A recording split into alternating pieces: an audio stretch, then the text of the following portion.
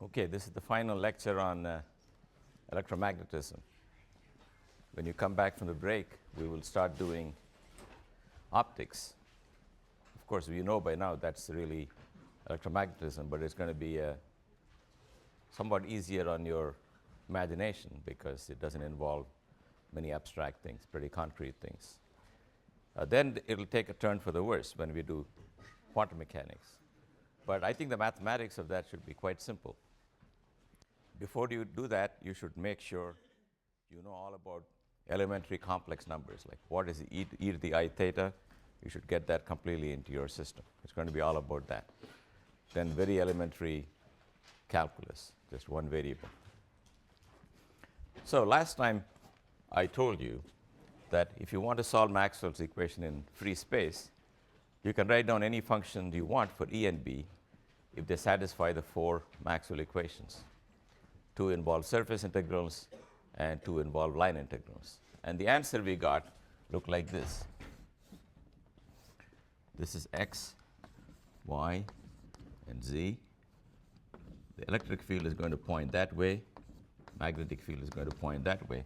And the functional form, E was k is a unit vector in the z direction, E0 sine ky minus omega t, and B was I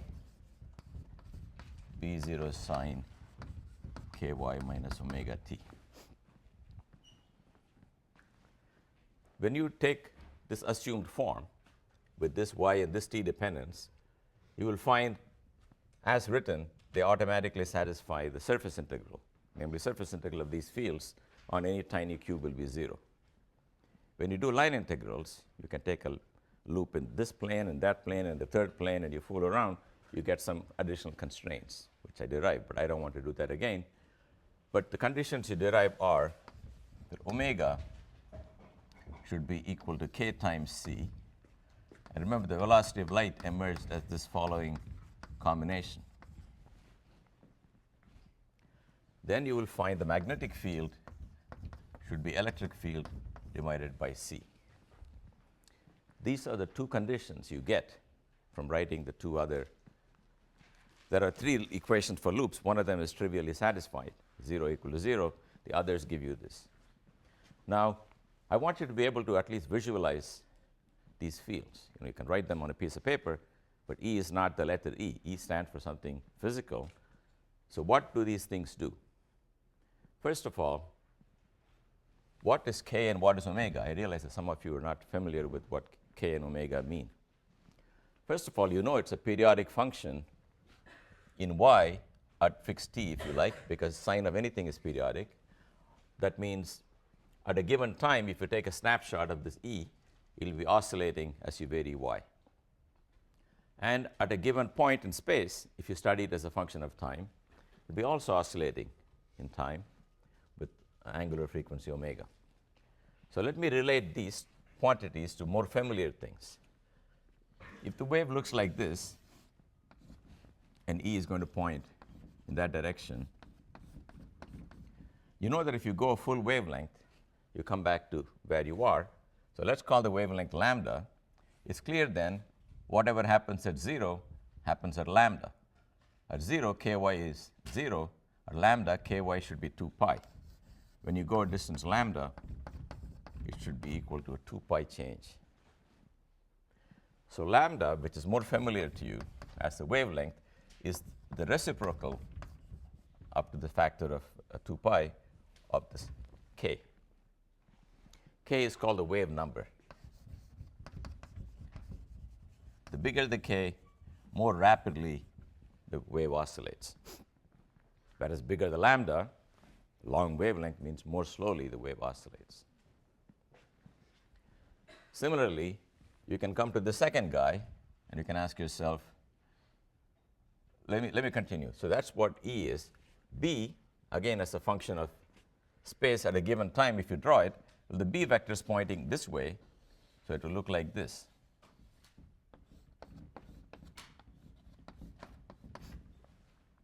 And you can keep repeating this. So E is going back. So now this is the thing to understand with this graph. You can see this graph, but you should know what it means. This whole graph describes the situation at one given time only at points on the y-axis. I've drawn it only at points on the y-axis. So this arrow, even though it sticks out here and there, is not talking about the whole region. It's talking about that one point. For example, at this one point, the electric field points this way and has that magnitude. At this point, the electric field points down and has that magnitude. And the magnetic field points away from the board. Here, the magnetic field into the board and away from the board. Okay? That's the situation at one time. Then you can ask yourself what happens later. You can do it in two ways. First of all, let me tell you the relation between omega and the time period. If you wait a full time period, everything should come back to where it was. So the time period t, by definition, obeys this condition. Therefore, the time period that you guys are all familiar with is also related to omega by a similar formula. So one way to write this wave that is in terms of things you're more familiar with would be to say, it looks like E0 sine 2 pi y over lambda minus 2 pi t over t. This is completely equivalent to what I wrote, because these are the definitions of omega and k in terms of lambda and t. Maybe writing it this way is more transparent, that if you add a lambda to y on the top, if you say y goes to y plus lambda, you're adding a 2 pi. If you add capital T to small t upstairs, you're subtracting a 2 pi. That doesn't matter. This shows you the periodicity in space of lambda and in time of capital T. You can also write omega as 2 pi over t, but 1 over t is the frequency.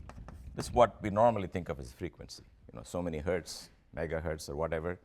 That's the frequency. The angular frequency, omega, we use is 2 pi times that.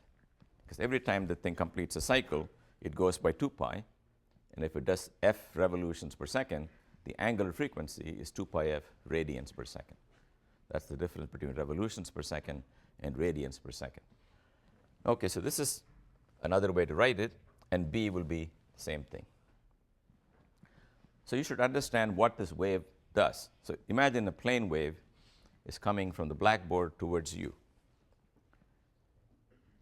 If it's polarized this way, no, I should tell you what polarization is. Polarization is a direction of E. B is understood to be perpendicular to it, and the direction of propagation is perpendicular to both of them.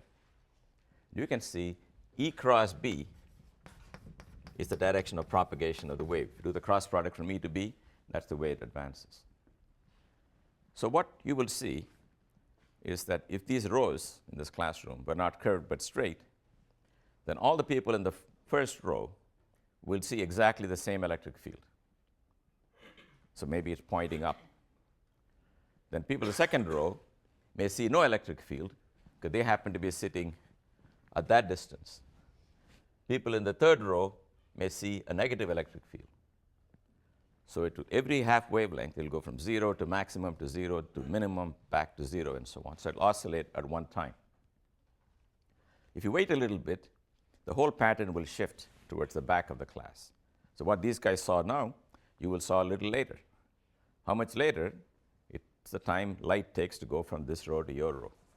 That's the delay, omega t. In fact, I told you, you can write k y minus omega t as, let's see,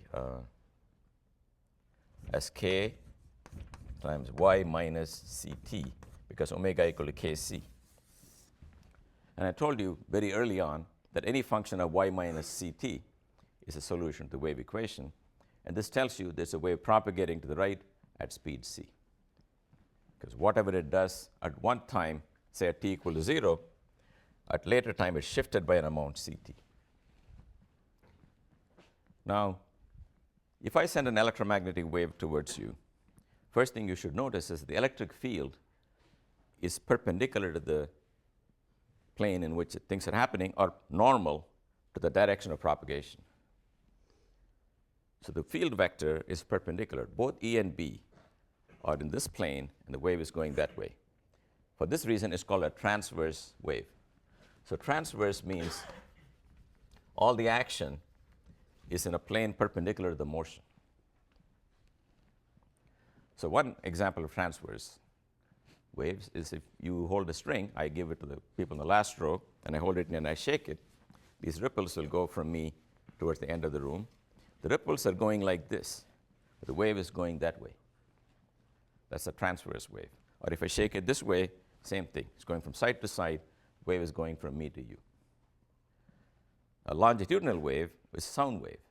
For example, when I talk now, some diaphragm in the throat pushes the air out and compresses it, and maybe when it goes the other way, decompresses it. And the motion of the air is back and forth, namely in the same direction as the propagation. So sound waves are longitudinal, light waves are transverse. Yes? You said the direction of E cross B gives the direction of propagation. Yes. Is there a significance to the magnitude of that cross product? Yes, we'll come to that later today. That's correct. So E cross B not only tells you the direction, it's reasonable to ask, here is a physical quantity, what does it mean? And we'll find out shortly what it means. Now, polarization is the direction of the electric field in this solution, but you got to realize that not every electric field has to look like this. I can make a new problem where I have a solution looking like this. What is this guy doing? Can you tell it's going the other way? Because I just changed that to that. So that's the plane wave going to the left. Now, what should I do with the B field? Its magnitude should be E over C. I can also change this to going backwards. Otherwise, they don't form a pair. E and B have to form a pair. But I claim this is not enough. If you took this pair, it'll all, of course, satisfy the wave equation, because any function of y plus ct will satisfy the wave equation. But I want you to remember there are 4 Maxwell equations. You jiggle them all, you get the wave equation. It's just one consequence of the 4. You've got to satisfy all the Maxwell equations. And some of them won't be happy with this choice, in which I reverse just the velocity. Can you think about what's the way to fix that, or what's wrong with that? I'm just saying that if the wave traveled to the left instead of to the right, that's what I've done here. I would just reverse the direction of propagation. That's not a good answer. Yes? You had an answer? Does that do with the cross product? Yeah. So what about the cross product? To make an inverse cross product, you have to make it negative. You want the cross product to dictate the direction of motion. So if E and B are like this, the cross product comes this way. If you want them to go the other way, you've got to reverse the direction of B so it points that way. That is another pair. So this, in other words, you change the velocity here, but you forgot to change it, not you. I mean, I did not change it because I wanted to show you that you just cannot put together any E and B that you like. You got to make sure that these form a pair. This is the pair that obeys Maxwell equation. Now, I know this will work for another reason. If you took this long wave, okay, I want you to think in your head, rotate it around this axis by 180 degrees. Can you do that in your head? Take that axis, turn the whole pattern, then it's going the opposite way. But in that process, you can see this B will rotate from pointing this way to pointing that way. And one of the properties of nature is that if something is a solution, then you rotate the whole thing, that's also a solution. You've got to be careful when you say rotate. For example, if you have a grandfather clock and you rotate only the clock, it won't work the same way. But if you, that's because the clock is very sensitive to the earth. But if you took the earth and the clock, you rotate both of them, it doesn't matter. In fact, that's happening all the time. So all the things relevant should be rotated, but for electromagnetic field in vacuum, there's nothing else to rotate that matters, so you rotate it. Now, another thing you can do, instead of rotating around that axis, you can rotate it around this axis, around the axis of propagation. You can turn E to that, and you can turn B to that.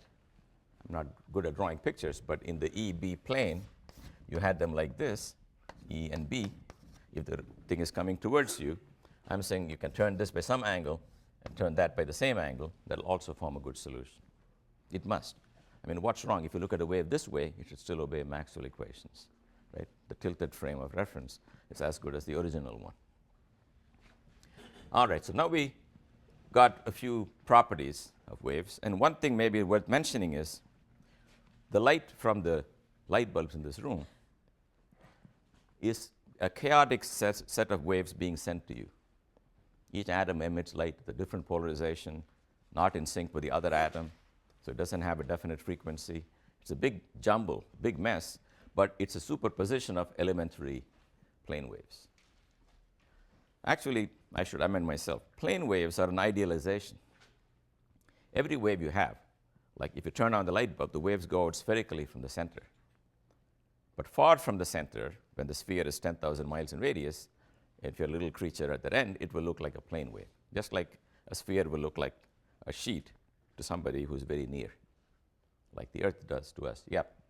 Sorry, could you just say again what you said about switching the cross product or just set up? Yeah, I was saying that the property of the electromagnetic field that you saw here is that if you take the cross product, E cross B, You get the direction. you get the direction. I then took an opposite direction of propagation, Okay. but took the same E and B. That is, that they don't fit. If you reverse the velocity here, you got to change this so that the cross product of E and B vectors is pointing the opposite. Thank you. Now, when you buy Polaroid glasses, I think you know what they do, right? The polarizers in the glasses will allow light to travel with only one polarization. So even though stuff coming in can be randomly polarized, what comes out on the other side towards your eye is pointing only one way. So you cut down about 50% of the light if you polarize it. In fact, when light reflects off a shiny surface and comes to your eyes, it tends to be polarized horizontally. Therefore, if you choose your Polaroid to be vertical in your lens, that's the most effective way to cut the glare. Also, you can take two lenses, Polaroid lenses, and you turn them one relative to the other. You can cancel the light completely, because the first one may let it go this way, the second one will only let it go that way. So if you chop it like this first, then it won't go through the other way. Anyway, light is a very extensive and interesting subject, which probably is more important to you than some of these fields, but we don't have time to go into all the aspects of that. I do want to mention to you that the light that you and I see is a very limited range of the possible wavelengths, like 400 nanometers or 4,000 angstroms, namely 400 times 10 to the minus 9 meters. To roughly double that is all you can see. Stuff on the other side is ultraviolet, then you got X-rays, and the other side you got infrared, you got radio waves. But they're all electromagnetic waves. All you're doing is varying omega. But nature designed our eyes to respond only to a range of omegas, because that's where our enemies were. Okay, if you got different enemies, maybe you will have different eyesight. Maybe if you got a lot of enemies, you will have eyes all over your head, like some animals do. So we got two. Anyway, that's another interesting thing on how nature adapts to properties of light. All right, so let me tell you now about the energy contained in this wave. You got to agree that when you have an electromagnetic wave, you have energy that you did not have before. Let me ask you first question. If I'm sending an electromagnetic wave towards you and ask you which way is it polarized, what will you need to check that? Any idea? Look, I've told you, if you cannot measure something or tell me in principle how you'll measure it, you don't know what you're saying. Yes? You have an idea? Anybody? Yeah, go ahead. Polarizing glass, maybe? Pardon me? Polarizing glass. Yeah, but forget the polarizer. Go back to basic definition. How will you know there's an electric field somewhere? You think you'd see a little arrow sticking out in space?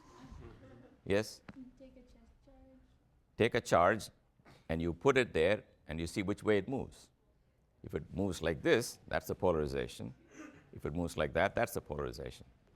In fact, the antenna in your radio has got a wire, and the electric field from the radio station comes and starts moving the charges in the direction of the polarization. So you guys should know this. I'm going to assume that you didn't answer me because you're unusually modest, because you must know how to measure electric field. I could even ask you, how would you find the magnetic field? But I don't want to do that now, because we should always know how to measure these things. So anyway, we know that when you have an electric field, it has got energy. For example, when you took a capacitor, it took some energy to charge it. to rip the charges from one plate and ram them in the other plate. We saw that as an energy stored between the plates in the form of an electric field, and the energy of the electric field was epsilon 0 E squared over 2. Now you may ask me, you found the energy density in a capacitor. Now we're talking about the electric field in vacuum traveling from some radio station. How do I know this formula is good? And the remarkable thing about the field is that any expression you derive for it is a local expression. It only cares about what the field is at this point. It doesn't care what the origin is. It doesn't matter if this is produced by static charges, or maybe it's an electric field produced by changing magnetic field. It does not matter.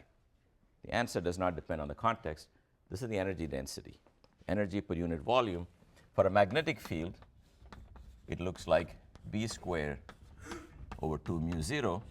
And you all know by now that whatever epsilon 0 does, mu 0 does with in the other place. If this guy is up, that guy is down. Or in the field laws, mu 0 over 2 pi is up, and 1 over 4 pi epsilon 0, epsilon is down. Therefore, if you have a region where there is, let's say, no electromagnetic field, and suddenly a wave goes by, that region has now got energy. How much energy do we have? The electrical energy, you can see, is epsilon 0 over 2, E0 squared sine squared ky minus omega t. And the magnetic energy is 1 over 2 mu 0 B0 squared sine squared ky minus omega t. I will now show you that these energy densities are actually equal. They're equal because 1 over 2 mu 0 B0 is E over C. So let's write it as E0 squared over C squared. From the definition of velocity of light in mu 0 and epsilon 0, this is simply epsilon 0 over 2 E0 squared. Sorry, E0 squared plus all the sine squares, which I forgot.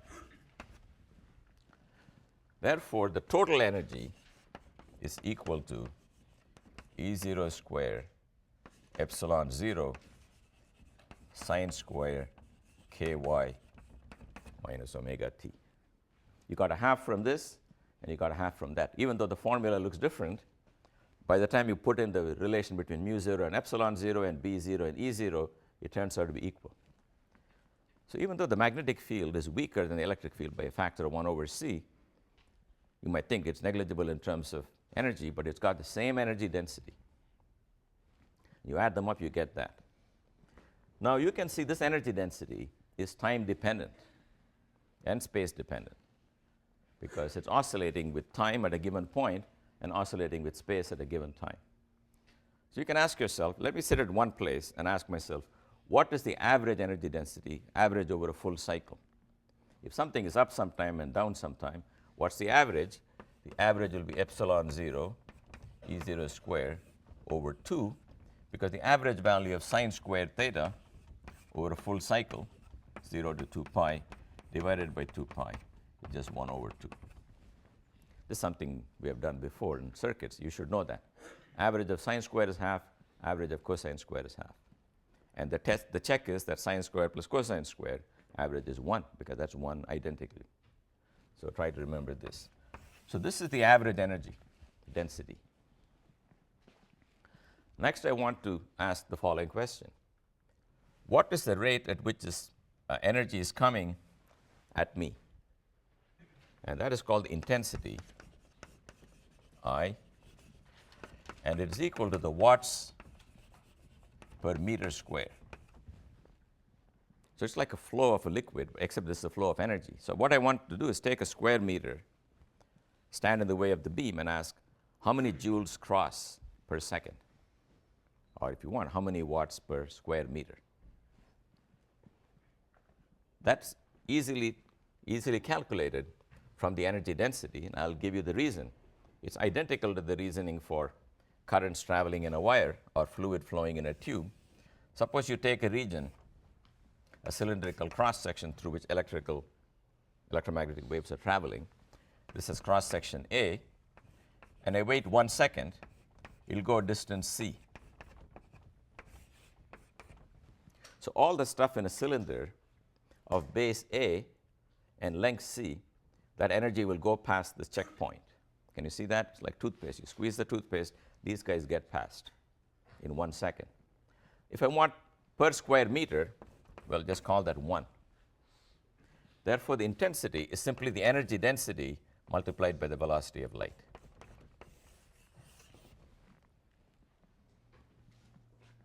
That's the rate at which the energy flows. So let us now calculate that, and you will get a very interesting result. The intensity is equal to the energy density times c.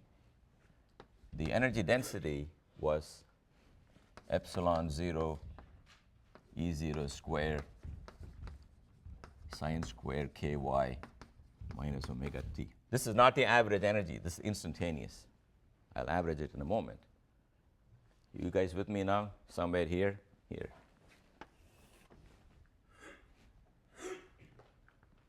Now I'm going to write it as follows. The epsilon 0 and E0, then a B0. I forgot a C here. You realize that? That's another C. Then E0 is B0 times another C times sine squared ky minus omega t. And what is that? C squared epsilon 0 is 1 over mu 0. So E0, B0 over mu 0 sine squared ky minus omega t.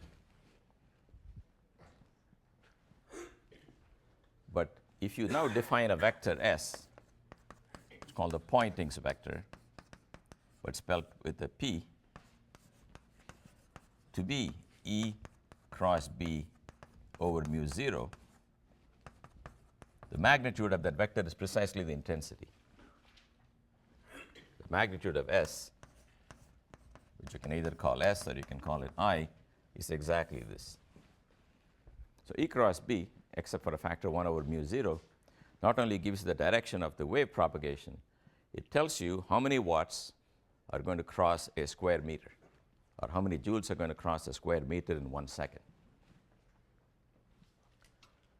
These are things you'll find in all the textbooks. So all I've done is take this UC, put in the formulas for E, and bring B back into the picture so that it's symmetric between E and B. Because this gives the impression it's all electric. Remember, it's electric and magnetic. They just happen to be equal. This way you can see the role played by E and B in this. The Poynting vector tells you the flux of energy. So here's one example. At the surface of the Earth, if you take a square meter, and here's sun emitting light, you can ask, what is the intensity of sunlight? Anybody have an idea? How many watts per square meter from the sun? 1,000? Yes, very close to 1,000. There are some other numbers, but for our purposes, it's very close to 1,000 watts per meter square. That's pretty amazing. Over the entire surface of the Earth, every second, the sun is pumping in 1,000 joules. And you got to remember the context of the sun. I mean, here is the sun, and here we are 93 million miles away, and the light energy is going, and this is our share. The light, tiny circle, like 7,000 miles diameter. You're intercepting the light. And every square meter of it gets 1,000 watts. You can see the stuff coming out of the sun. It's a prodigious amount of light. Anyway, that's the electric field. That's the intensity. So let me write the following thing. This is oscillating rapidly with time, so let's define an average intensity as the average of the sine square. That's E0, B0 over 2 mu 0. So all these averages are simply half, anything involving sine square. Now, I'm not going to worry about the half, but if you took this to be the average intensity, you can ask, how big is the electric field that comes with it? Because that light is going to be just electric and magnetic field. That's all light is. So the sunlight produces electromagnetic field, is electromagnetic waves, and I'm asking, how big is the E vector? And all you have to do is stick that into this number. If you want, you can get rid of B, go back to E. Because E is just B times C. You'll find a pretty surprising amount. It's roughly 1,000 volts per meter. Remember, electric field is measured in volts per meter. What that means is, if you took the field and it's uniform in space, between one place and another place, there's a potential difference of 1,000 volts. Or it'll take 1,000 joules to shove a coulomb from lower potential to higher potential. That's a pretty strong field, but it's very incoherent in direction. It's doing this for a while and doing that for a while. But if you are roughly approximated and just ask what is the average field strength, this is the number you get. So let's talk about one thing which I've not discussed at all, which is, where are these electromagnetic fields coming from? I said you don't need rho, you don't need I, you don't need the current, you don't need the charge. These can exist in free space. But what's the origin of the electromagnetic waves? Anybody know? When can you get them? Didn't happen in anything we studied. Yes? Electron changes energy level. Well, you can say in an atom the electron changes energy level, but before you do the quantum mechanics, in classical theory, one can ask, what is the electric field? When does the electric field produce these waves? You know, you take a static charge, it has a 1 over r squared field, which is pinned to the charge. If you go too far from the charge, you don't see it. But these guys can go off into space without being anywhere near a charge or current. But what produces them? Yes? You don't know? Yep. When it oscillates. Pardon me? When it oscillates. Which oscillates? The electric field. The electric field is itself oscillating, but what's producing the electric field? What's the cause of the electric field? Electric field vary? Yes. When a charge oscillates? Yes. In other words, rather than oscillates, the more general answer is, whenever a charge accelerates, this is a very important result. Waves are produced by accelerating charges.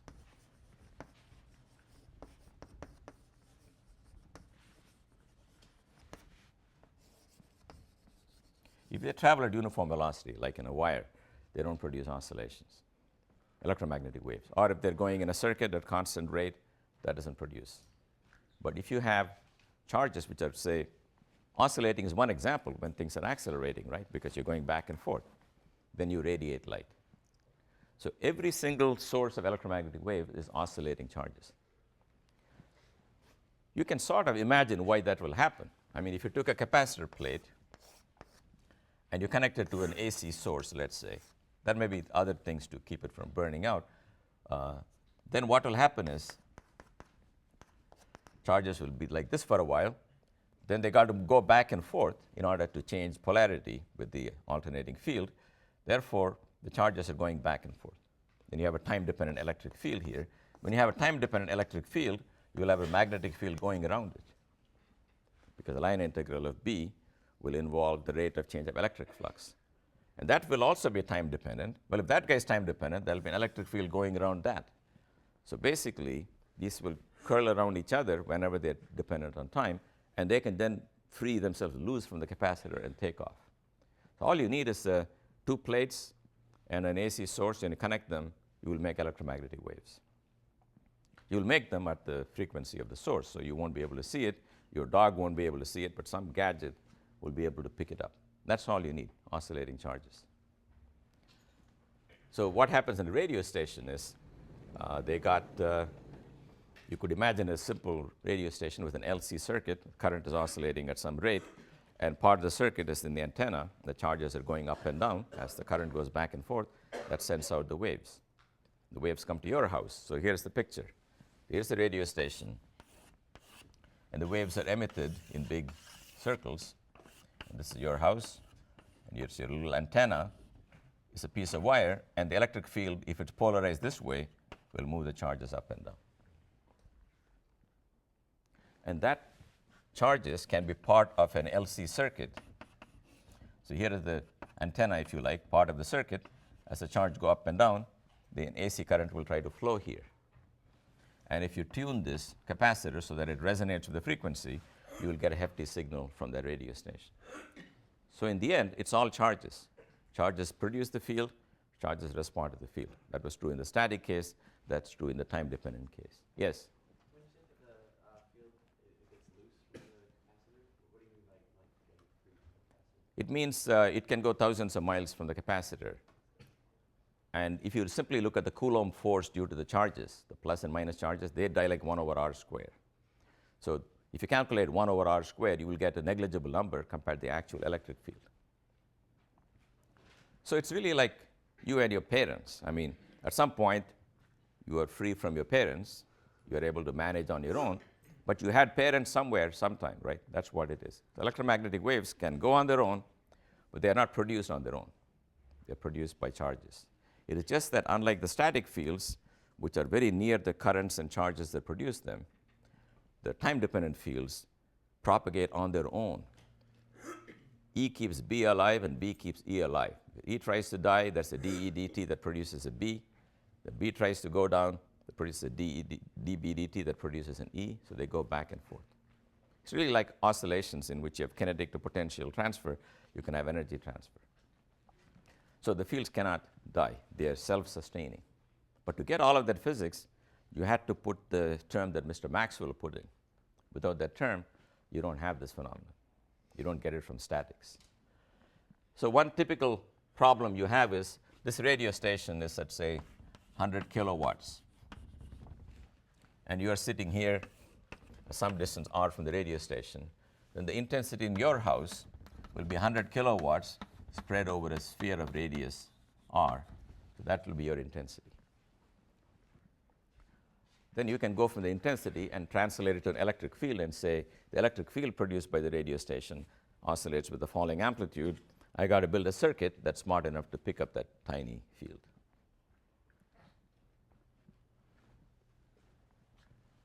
Okay, so I want to switch now to my favorite theme.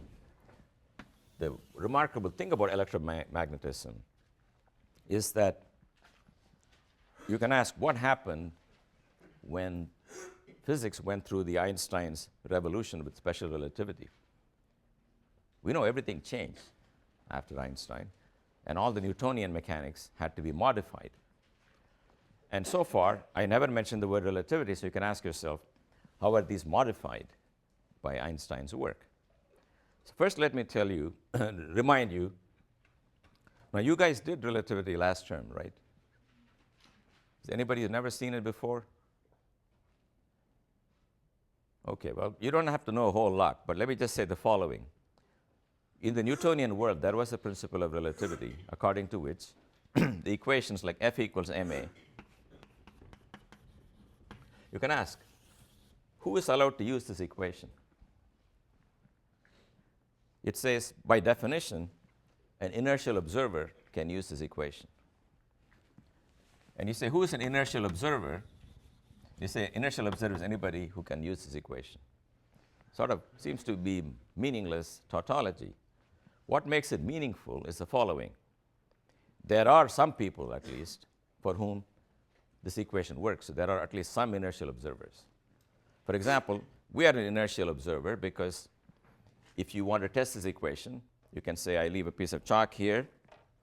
I don't apply a force. Does it have an acceleration? It doesn't. Okay, so I'm obeying at least the first of the 3 laws of Newton. On the other hand, if I leave my iPod in Grand Central Station, then I come back, it's gone, that's not a violation of Newton's laws. That just means I'm stupid, because there are other forces acting on that iPod, and those forces moved it, so I can understand that. So I won't be that traumatized by the loss of the iPod, because at least I know there's an explanation. But if you go to a plane, the plane is about to take off, you leave stuff on the floor, it will slide to the rear end of the plane. You have no F, but you have an A. That means an accelerating plane is a reference frame in which people cannot use F equals ma. Stuff will accelerate for no apparent reason. So not everybody is inertial. So you can ask, if I have at least one inertial observer in the universe, does it imply others? And the answer is yes. If I'm inertial and you move relative to me at constant velocity, you are also inertial. There's a large number of people in the universe, all allowed to use Newton's laws if you got one of them. And they differ by velocity, constant velocity. And we can understand that from Newton's laws. I mean, here is a mass and spring system. Newton's law take the form minus kx equal to ma, let's say, or let's write m dv dt. Now you go to a train, or you carry this on a train, and you go at constant velocity. I know it will obey this equation because I have not done anything. It's not my fault you're going on a train, and this riding with you on the train, it will obey this equation. By the way, this x is really x minus x naught, where x naught is the rest length of the spring, and x minus x naught is a deviation from that. So that's the equation. Now, you and I differ by what? You and I differ by constant velocity. That constant velocity just means x prime is equal to x minus ut. Our origins are differing by an amount ut after time t. So if an event occurs here, for me, you have moved a distance ut, and it occurs at a distance x prime, which is x minus ut. Then you can see the laws are going to work for you also, because even though we disagree on velocity, we don't disagree on the rate of change of velocity. Your velocity and mine differ by a constant, which has no derivative, so they have the same acceleration. As far as the spring is concerned, if I think it's stretched by 2 inches, you will also think it's stretched by 2 inches. I mean, your x is zooming to the right according to me, and your x naught is also zooming to the right, but the extension of the spring is the same. So F equals ma doesn't have to be modified by going to a moving frame. And that is the relativity of Newtonian mechanics. If these are the laws of motion, we can understand why, if you're inside a train, which is completely closed, you cannot look outside, and it's going at uniform velocity with respect to the ground, you cannot tell. You cannot tell because nothing you do will be different, because everything you observe in the world is controlled by Newton's laws, and Newton's laws are unaffected by adding a constant velocity to everything. So when you wake up and I say, is the train moving, you cannot tell. Okay, so that's by doing physics experiments.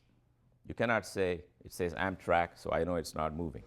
That kind of argument is based on sociological accidents. I'm just saying, can you, after all, it's possible theoretically Amtrak trains can move. So you must admit the possibility. Okay, now you come to Maxwell's equations and electromagnetic theory. Let me write down what we have. The first thing we have is Q equals, Q times E plus B cross B is the force. Then let me write down one other consequence. D squared E over dx squared minus 1 over c squared d squared E over dt squared is 0. These are some of the results we got from electromagnetic theory. Now comes the important question. This is the velocity of a particle according to whom? That question came up earlier in the class. Who is supposed to use it?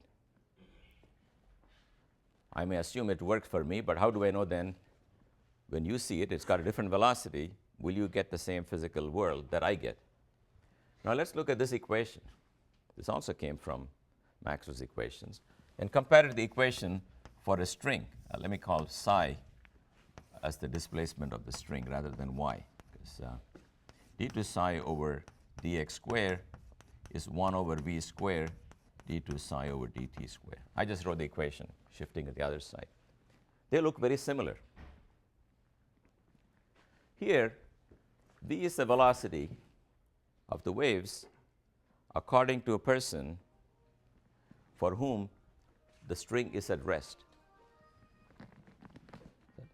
Okay.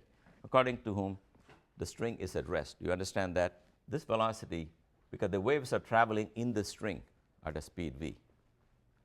So this equation is to be used in its present form only by a person for whom the string is at rest. If you want to see the string from a moving frame, then x prime is x minus ut, and in classical mechanics, t prime is equal to t. You can do the change of variables with these partial derivatives. Okay, I don't want to do that, but you can say d by dx of psi is equal to d by dx prime of psi times dx prime over dx, then d psi dt prime, then dt prime over dx. Now t prime is the same as t, but formally we can change variables and we can take this equation and rewrite it in a frame moving to the right at speed u, and I promise you it won't look like this. It will look very different. More importantly, at least understand conceptually that the velocity u of the moving observer will appear in the final equations, because these derivatives x prime over x and so on contain the velocity u. Can you see that? Dx prime dt has the velocity u. So when you make all these changes and put them in, you'll get a new equation involving x prime and t prime in which the velocity u will appear. So if you are that person, you have to decide what's the velocity to use for you. And the answer is unique. It's your velocity relative to the string. The string is anchored in the lab. If you happen to have a speed u relative to that, that's the speed you should put in. Therefore, the equation is not the same for everybody. That's the special observer for whom the string is at rest, namely in the laboratory frame for whom this equation works, and v is the velocity for that person. Now you come to this equation. It has no reference to the velocity of the observer. It's got a velocity of light. And you can ask who is supposed to use it. Whereas in the string, we know the privileged frame of reference is where the string is nailed down. For the light, it's traveling in vacuum. There is no frame of reference. People thought maybe even the vacuum contains a medium called ether. Because everything needs a medium to travel, they said there is an ether. Then, of course, this is to be used only by people who live in that ether at rest. But we are moving relative to the ether because we are on the earth, which is going around the sun. You may say, well, maybe today I just happen to be at rest relative to the ether. That's possible. But then tomorrow I cannot be because I'm going around the sun. 6 months from now, I'm going the opposite way around the sun at a huge speed. But what I find is every single day of the year, I'm able to use these equations. That means they apply to me no matter what my velocity is. So these equations, it turns out, are valid for any observer who is inertial, namely one for whom at low velocities Newton's laws apply. Now, what people were worried about in the old days, they said, look, let's take x prime as x minus ut and t prime equal to t and put it into this equation. Then they found the equation changed their form because it's just like this wave equation here. Then they said, we got to change the equation because it depends on our speed u, but there is no valid choice for what our u is. What is our speed relative to this magical ether? That was what they worried about till Einstein came and said there is no ether and this is the wrong set of transformations. If you use x prime equals x minus ut divided by this, 1 minus u squared over c squared, and t prime is t minus ux over c squared divided the same square root. If you change coordinates this way, you will find, amazingly, if you change all the d by dx's to d by dx prime and did the whole partial derivatives and chain rule and so on, you will find that in the new frame of reference, you will find the equation will look like this. It will look the same for anybody moving relative to me at any speed. That's why it's not clear that I'm the privileged user. All people at uniform relative motion can use the very same equation with the very same number c entering. So this was the great triumph of the Maxwell theory. It already was consistent with the relativity. In fact, it is what led to the Einstein's revolution, because this equation said no matter who you are, a light pulse is going to travel at a speed c for you, no matter who you are. That's very strange because every signal we know has a property that if you move along the signal, its speed is reduced, right? If you've got a bullet going at 700 miles per second, if you travel at 400, you will think it's going at 300. But if it's the beam of light, it's supposed to have the same velocity for everybody. Even those moving in the same direction, in the opposite direction, doesn't matter. Therefore, something had to change with our definition of space and time and velocities, and Einstein replaced it with these new equations.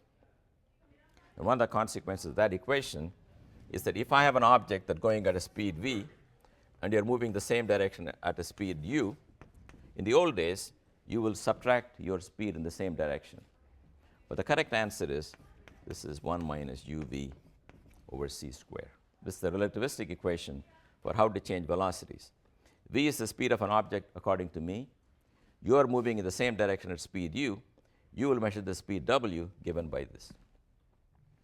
If u and v are much smaller than c, you can forget this, and it looks like the good old Newtonian days.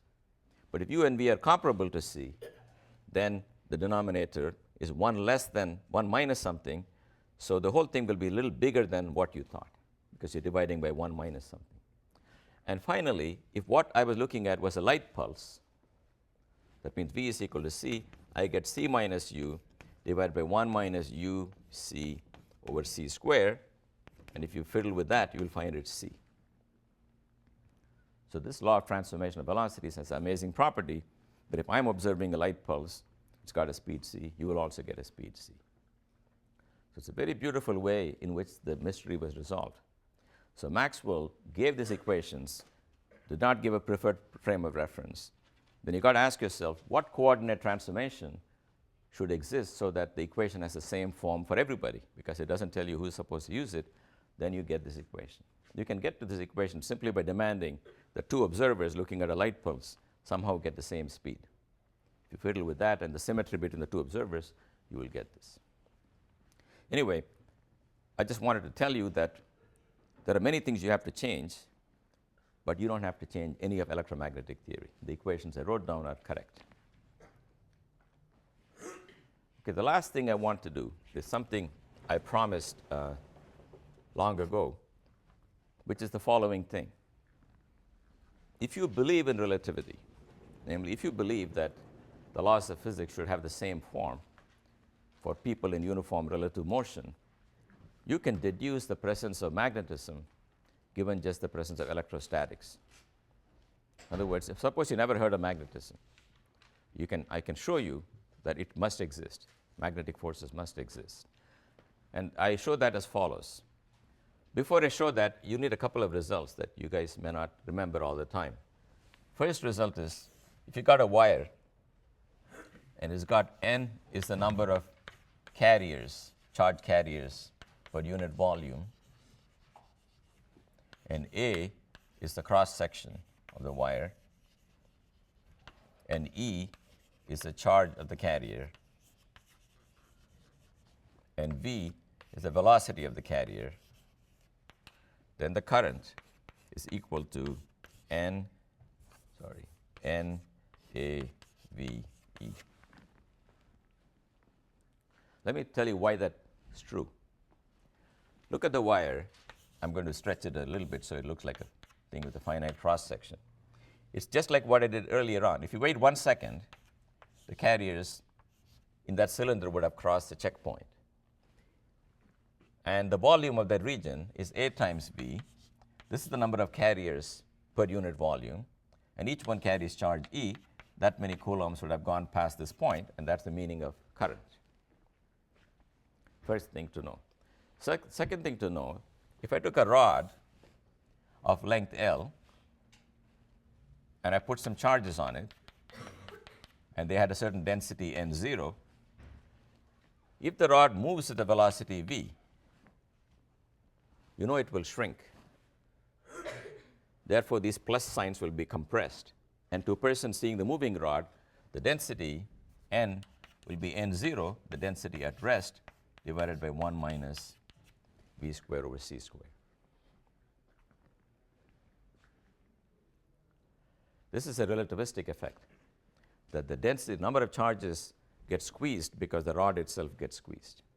So moving rod which is charged will appear to have a higher charge density. And final result I'm going to invoke is the following. What is the charge per unit length?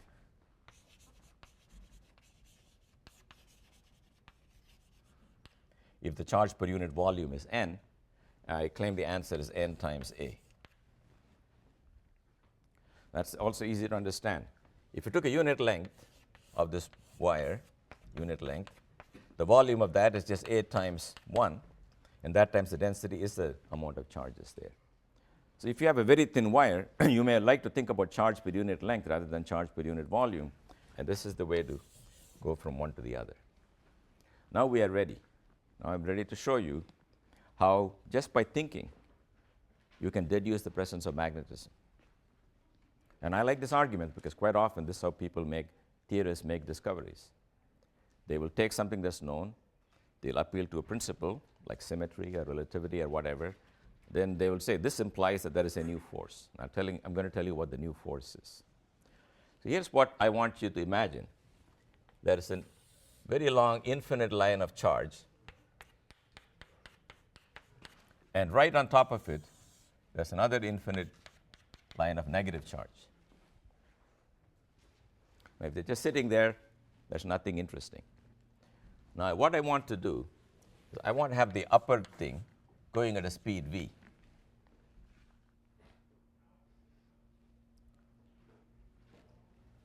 Now n0 plus is charge density of plus charges in the rest frame of the rod, of the plus rod, and likewise minus. Okay?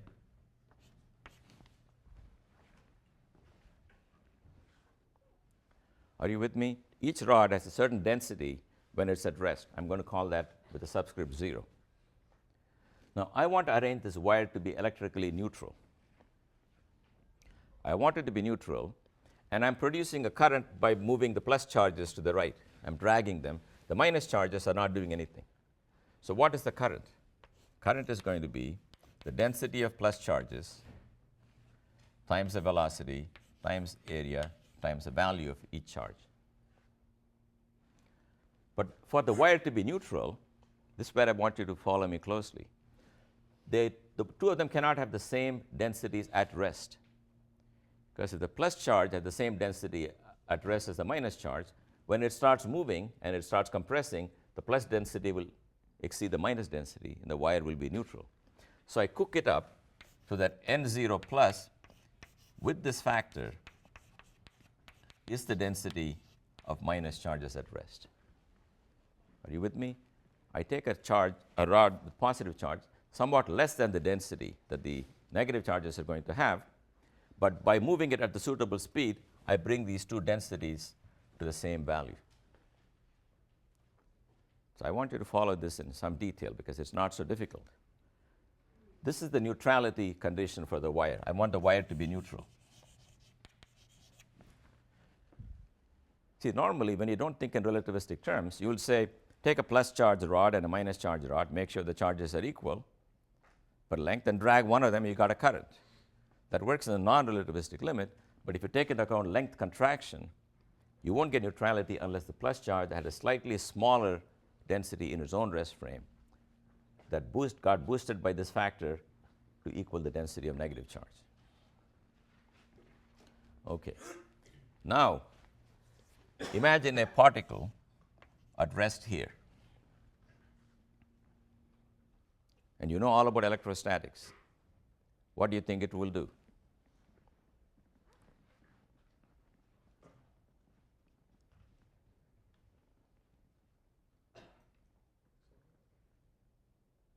You've never heard of magnetism, you've heard of electrostatics. What will this charge do? Yep. Probably, if it's positive, probably get attracted. Why would it be attracted? Because the negative wire has more density. No, that's what I said. No. I arranged it so that the positive wire, the moving positive wire, has the same density as the static negative wire. You understand? I cooked it up so that the wire is neutral. All I'm telling you is if one set of charges are sliding to the right at certain speed, that rod must have a density that's somewhat lower in its own rest frame. But by the time you translate it to the laboratory frame, it's electrically neutral. So what will this charge do? That's my question. Pardon me? It should not experience any electrical force. You understand that? Our prediction is that it will just stay there because it's neutral, and all we know is electrostatics. So it can have any velocity, but I want it to have a velocity v. Now, electrostatics doesn't care what the velocity of the charge is. It is still supposed to go in a straight line because the wire is neutral. But now I say I'm allowed to view the physics from any frame of reference I want. Let me go to the frame of reference of this charge. I move to the right. So in general, if you want to analyze the problem carefully, you can have this wire moving at one speed and this charge moving at a different speed, but I want to do the easier case where they're both the same. It makes life easier. So go to the rest frame of charge.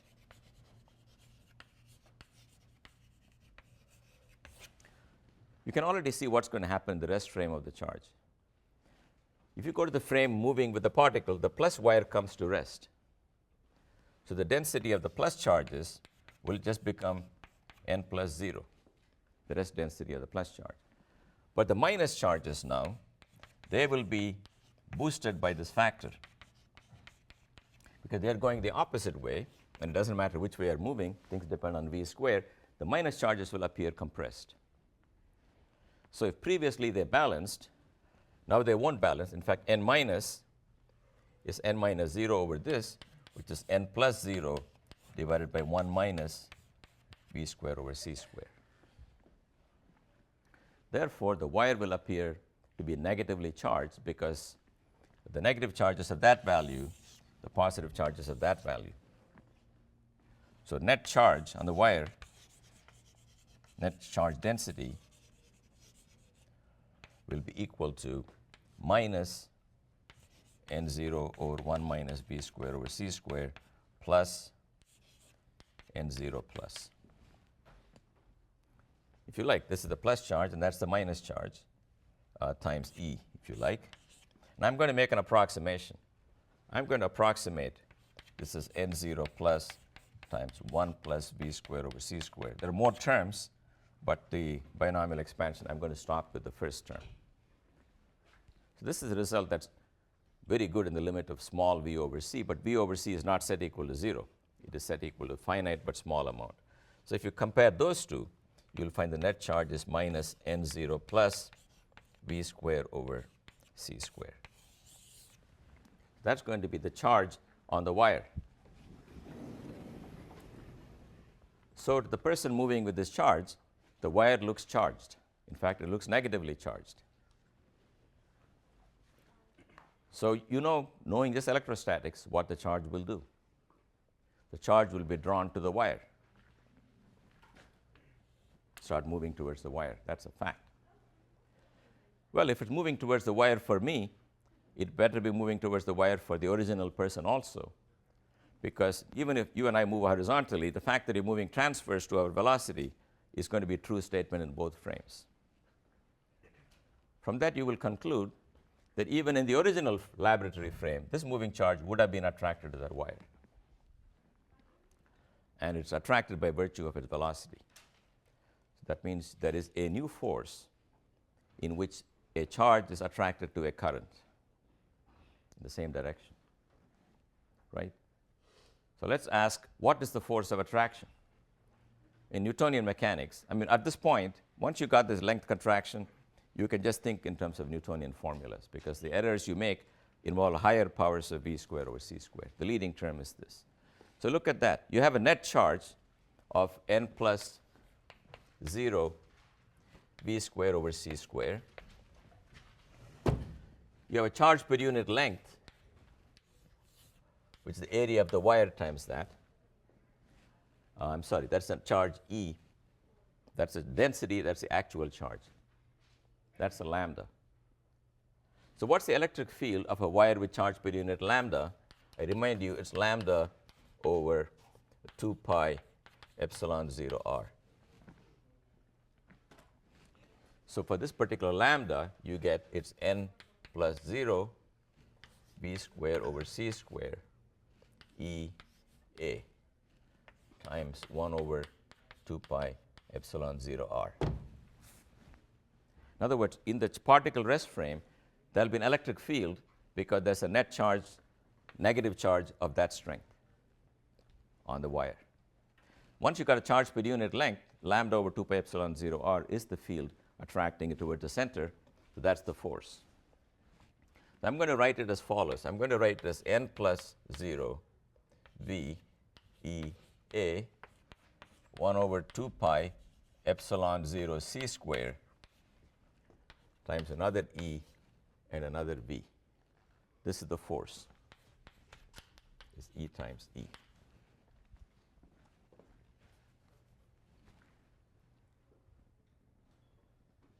In Newtonian approximation, the force perpendicular to the motion is the same for all observers.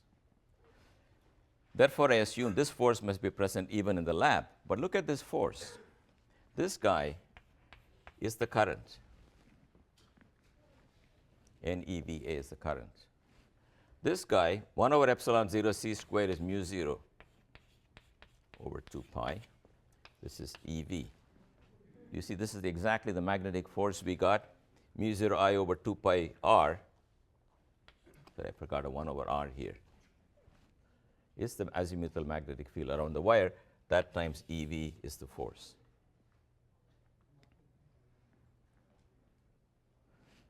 Because you can tell that no matter where the charge was, whether it was here or whether it was there or anywhere around the wire, it will have the same attraction. So you can deduce in the laboratory frame there is an attractive force towards the wire. And that agrees with the exact formula you got for the magnetism. If you don't ignore the higher powers of V squared over C squared, you will find that the force in the lab frame and the force in the moving frame are slightly different. That's because in relativistic theories, the force is not the same for everybody. The force for me and the force for you do not actually agree, because time is not the same for everybody. But to leading order in V squared over C squared, you can see this. There's only one thing I did, which is a little fudge, which you guys may not have noticed, is that the density here is n plus 0, whereas the actual current in the lab is n plus. And the two of them differ by this factor. However, if you have a V squared over C squared in front of your expression, and you have ignored V to the fourth over C to the fourth, there is no point in keeping this guy here, because that makes an error of order V fourth over C fourth. If I'm going to keep that, I should go back right here and keep such terms. So to leading order, you don't have to worry about the difference in density. This is a very subtle calculation, because sometimes you worry about the difference and sometimes you don't. So the rule always is, if you're trying to do a calculation to a certain order, namely V over C, the whole thing square, then things that make corrections of order V over C to the fourth can be dropped. Anyway, I'm not that worried about the details, but I want you to understand at least what the logic is. That's more important. I know about electrostatics. I create a neutral current carrying wire. It's neutral because the negative charges are at rest at some density. The positive charges in the moving rod are also at the same density, but the rest density is somewhat lower. Then I predict that the particle won't move because it's got no electric attraction. Then I go to the rest frame of the particle. Then I find that the positive charges have come to rest, and therefore to a lower density. Negative charges are moving the other way, therefore at a higher density. They no longer cancel. The wire is charged. I expect this charge to be attracted to the wire. That means going back to the lab, I expect the moving charge also to be attracted to the wire, because when something goes towards the wire, that goes towards the wire according to all people. But you can go beyond and actually compute the force and equate the force and deduce that there is a new force now. Whenever you have a current carrying wire with current I, and that's a particle of charge E moving at speed V, it will be attracted to the wire by this amount. Okay, so I'll see you guys after the break. And my suggestion to you on what to do with the break is to go try to carry your textbook with you. And the textbook has got lots of problems, some of which are a lot simpler than the one I gave in the early days, but roughly the same level of difficulty as the midterm. And do as many problems as you can. Look at the worked examples and try to solve them.